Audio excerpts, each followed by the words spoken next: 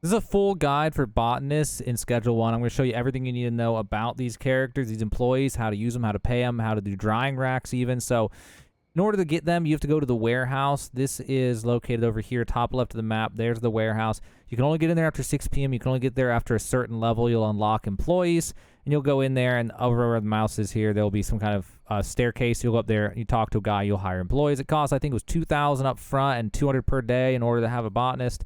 Then you'll pick which place you want them to go, depending on what properties you have. There's a sweatshop, the barnyard, the bungalow, and the docks warehouse.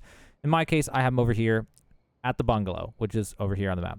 After you assign them to a building, they'll just stand outside the building when they're not working, and that's where you can go to interact with them. After you buy your first employee, you'll have a clipboard, which you'll see down here on the bottom right, number 9. So once you have the clipboard out, you'll go up to the botanist. It'll say E to manage botanist, okay? So I'm going to remove all this stuff. I can't really remove those without going to them manually, but the first thing you'll have to do is assign a bed. If you don't have a bed, you can buy one from the tool shops during the day or from the warehouse at night. Click on the none that's up there, and then you'll go in here and you'll look for an open bed like this one, and you'll look at it and then left click, and that assigns them to the bed. If you want to remove the bed, you just click that again and then click, or you just click it again. Oh my gosh, hold on, let me go over here. If you want to remove them, you'll just click on this X, and then it'll remove the bed from that. So if you pick the wrong bed or want to move beds, that's how you'll do it. Then you have supplies. This is where they're going to get their dirt and their seeds for either cacao or for growing weed. Obviously, they don't make meth, so you're going to pick a shelf. So say like this shelf right here, you're going to obviously want to ahead of time decide where you're going to put a shelf. And then you'll left click on that. You'll have the large storage rack assigned.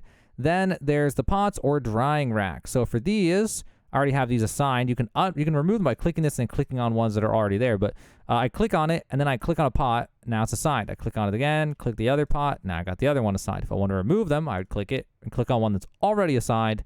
It removes it. Now I only have 7 of 8. So you do that in order to assign them. Then the other part is you're going to get off the clipboard, get back on it. That'll reset it. Then what you're going to do is look at the pots that the botanist is using for growing, and it says manage pot. You're going to press that, and you're going to select a destination down here. So you click that, and then you click where to take the bud once the plant is grown, or the cacao. And so then when the plant is done growing, the botanist will take it from there over to whatever rack that you decided, and then go lay it there for the handlers to go handle it if you have routes set up and all that.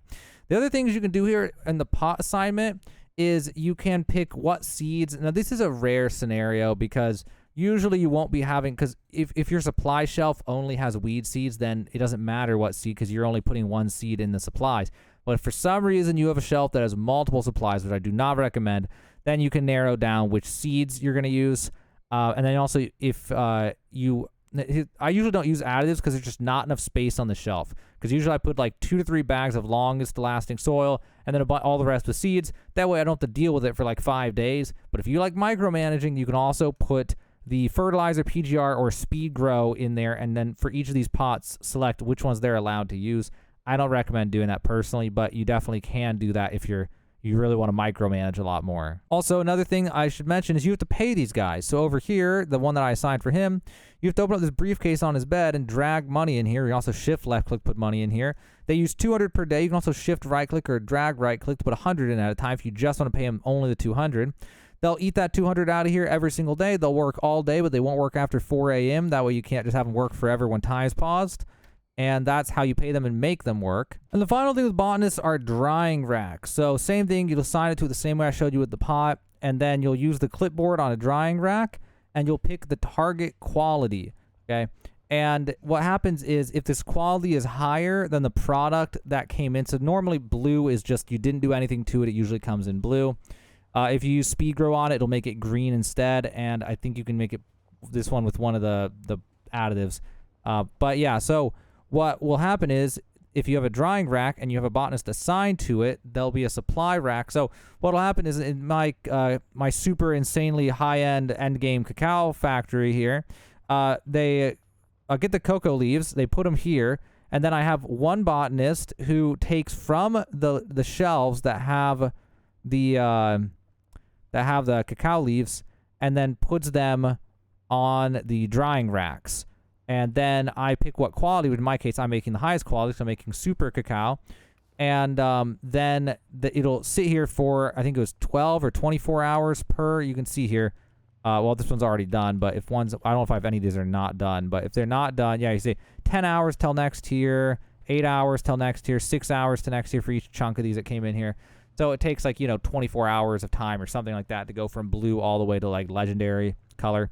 And then the other thing is you have the clipboard, and you'll pick the drying racks, and you'll pick the destination, and you'll pick a cauldron specifically for those. That's how you use those ones.